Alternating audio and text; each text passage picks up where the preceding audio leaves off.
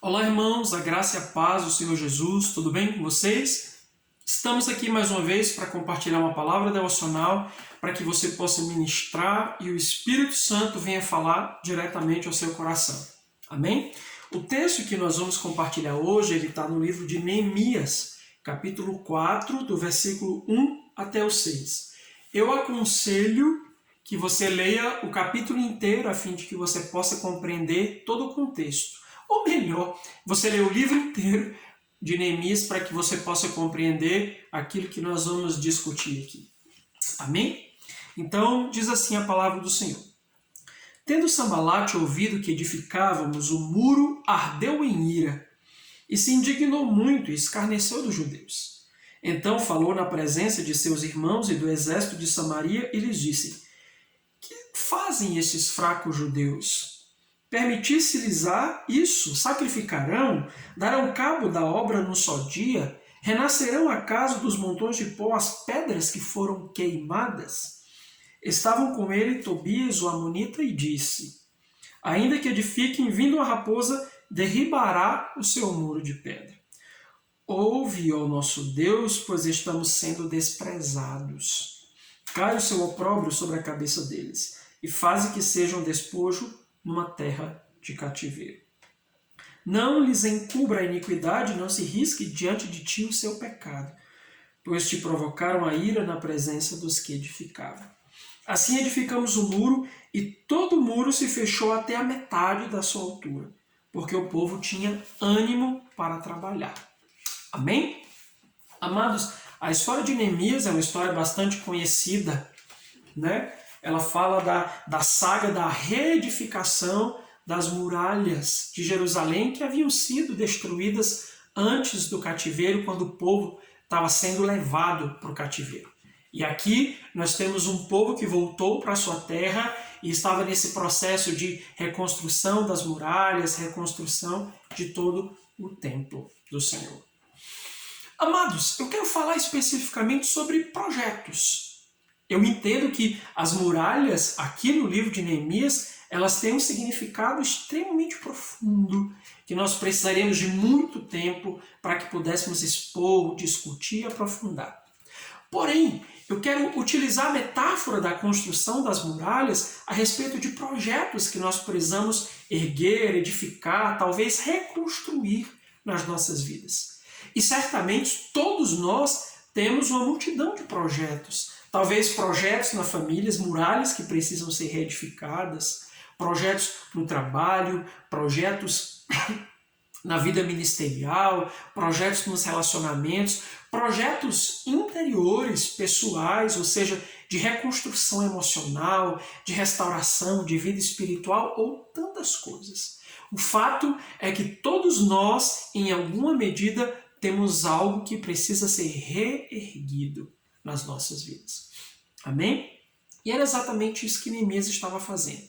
Ele convocou o povo para a reedificação das muralhas, porque o povo conhecia a história de glória que Jerusalém tinha anteriormente, antes do cativeiro, mas que por causa do seu pecado, eles acabaram sendo destruídos, sendo levados cativos. Mas nesse momento, nós conseguimos enxergar uma coisa interessante. O povo estava animado, o povo estava empolgado, as pessoas estavam contentes, estavam celebrando o retorno do cativeiro e estavam empenhadas na tarefa de reedificação da muralha. Mas é claro que os inimigos definitivamente eles não perderiam a oportunidade de tentar embargar a obra, entendendo que eles tinham uma série de razões, uma série de motivos para impedir a reedificação das muralhas. Da mesma forma, quando o nosso coração está empolgado em realizar projetos, em reerguer aquilo que Deus ministrou no nosso coração, reerguer a nossa casa, reerguer o nosso ministério, é natural que o diabo se levante, é natural que o inimigo se manifeste e tente agir de diversas formas, para roubar o nosso ânimo, para fazer embargar a obra. Mas nós precisamos não somente estar atentos, mas precisamos ter as estratégias corretas para impedir que a obra cesse, impedir que a obra seja paralisada. Isso é interessante, nós acabamos de sair agora do segundo dia de treinamento, dessa reedificação, da perspectiva, do funcionamento da igreja, e tem tudo a ver com aquilo que a gente está falando.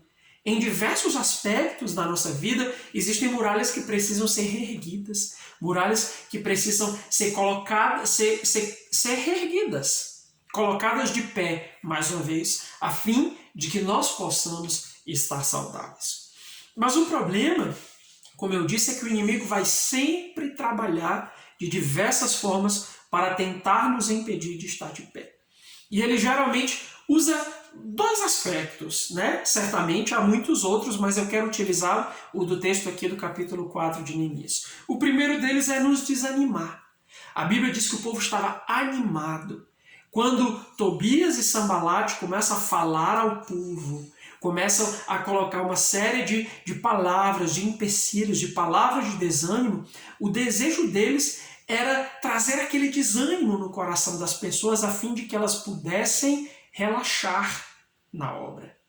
E isso é interessante, amados. Eles usam uma série de argumentos, como vocês não vão dar conta, é trabalho demais, essas pedras queimadas, elas vão voltar a ser uma muralha anteriormente, vocês será que terão competência o suficiente para chegar até o final disso?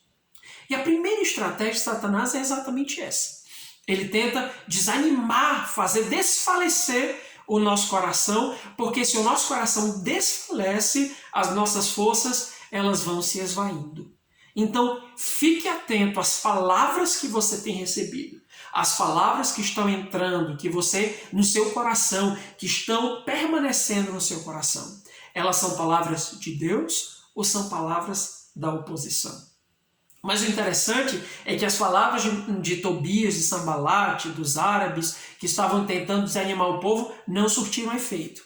De maneira que eles continuaram erguendo a muralha e, como o texto no versículo 6 que a gente viu, eles concluíram a muralha até a metade. Ou seja, o trabalho estava pela metade. Os inimigos perceberam que desanimar o povo não foi uma estratégia eficaz, então eles decidiram ameaçar.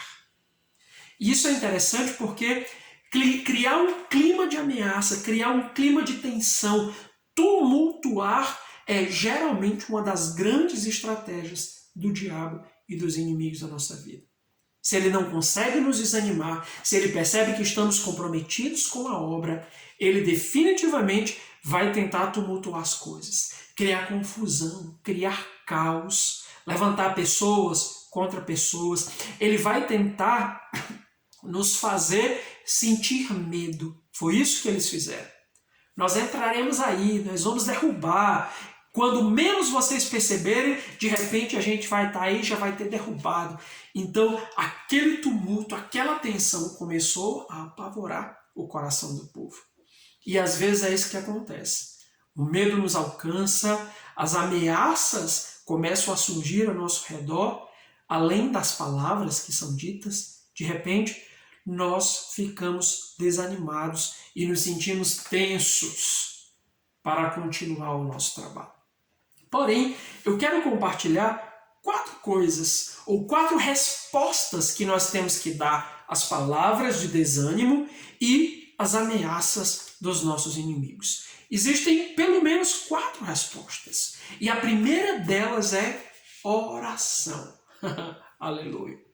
Neemias respondia às ameaças. Neemias respondia aos insultos dos inimigos orando, buscando a presença de Deus. Ele não ia lá no WhatsApp bater boca, ele não postava textão no Facebook, ele não ia lá simplesmente tirar satisfação com Tobias e Sambalate. Ele orava. Então, não perca tempo tentando se justificar. Não perca tempo batendo boca. Não perca tempo indo tirar satisfação das coisas. Não perca tempo ouvindo aquilo que tem sido dito, cujo objetivo diz que tem sido dito é destruir você. Ore, responda orando, responda em oração. Essa é a primeira estratégia que nós precisamos ter. Neemias era um homem de oração. Ouvi a ameaça do inimigo, eu vou orar. Ouvi as palavras de desânimo do inimigo, eu vou orar. Eu vou orar, eu vou orar, porque eu entendo quem é o Senhor da obra, eu entendo quem é o Deus que governa todas as coisas e que vai intervir no tempo certo. Aleluia, glória a Deus. Porém, Neemias, ele não ficou apenas na oração. Isso é importante, porque tem pessoas que sabem a importância e a necessidade de orar, mas elas ficam apenas orando. Ah, Senhor, e tem um momento que a oração se torna apenas lamento, se torna vitimismo. Ah, Senhor, tu sabes, oh meu Deus, Senhor, como eu sou coitado. E esse não foi o posicionamento de Neemias. Ele orou em primeiro lugar, mas ele estabeleceu guardas. É por isso que é importante que você leia o capítulo todo, de dia e de noite. Sabe o que é isso? Vigilância. Você precisa vigiar. Se existem ameaças, se existem palavras que estão sendo lançadas de maldição, nós precisamos vigiar, a fim de que o nosso coração, em primeiro lugar, não seja atingido e que nós estejamos prontos. Então, vigie, meu irmão. Ore e esteja vigilante. Em terceiro lugar, ele se preparou, ele colocou armas nas mãos daqueles construtores. Isso é interessante. Nós precisamos estar armados, estar preparados para o ataque de Satanás, o ataque dos inimigos. Quantas vezes nós somos pegos de surpresas, de calças curtas, porque o nosso coração não está preparado.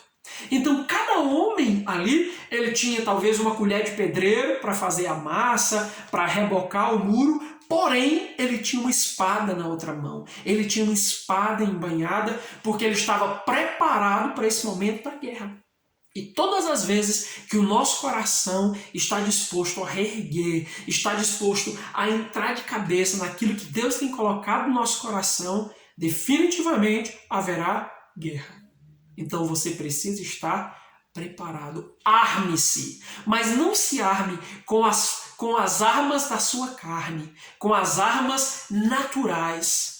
Arme-se com as armas sobrenaturais. Prepare-se com as armas sobrenaturais, porque é através delas que o Senhor nos dará a vitória.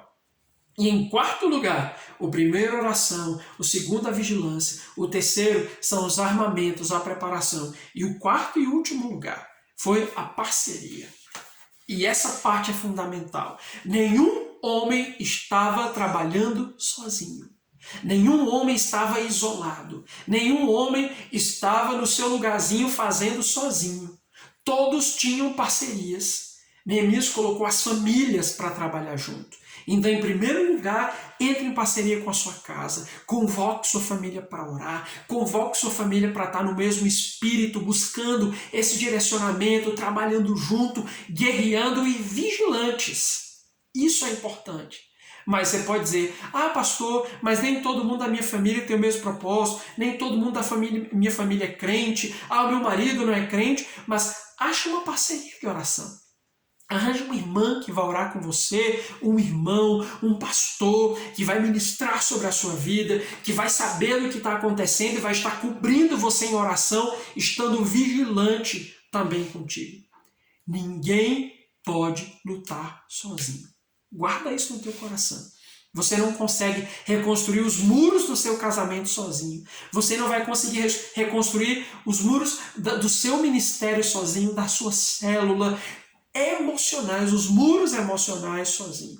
Você precisa de parcerias, de pessoas que ministrem sobre a sua vida, de pessoas maduras, de pessoas saudáveis, de pessoas de confiança. Não é qualquer pessoa, mas pessoas que vão poder ministrar sobre a sua vida e que vão poder te ajudar nesse tempo de reconstrução. Então, meu amado, em nome de Jesus, empenhe-se, anime o seu coração naquilo que o Senhor tem dito, naquilo que o Senhor tem trazido esses dias e prepare-se para esse tempo de reconstrução, porque definitivamente Deus vai fazer aquilo que Ele está falando e nós precisamos apenas nos posicionar e mãos à obra. Deus abençoe, queridos, medite nesse texto, nessa palavra, em nome de Jesus. Amém.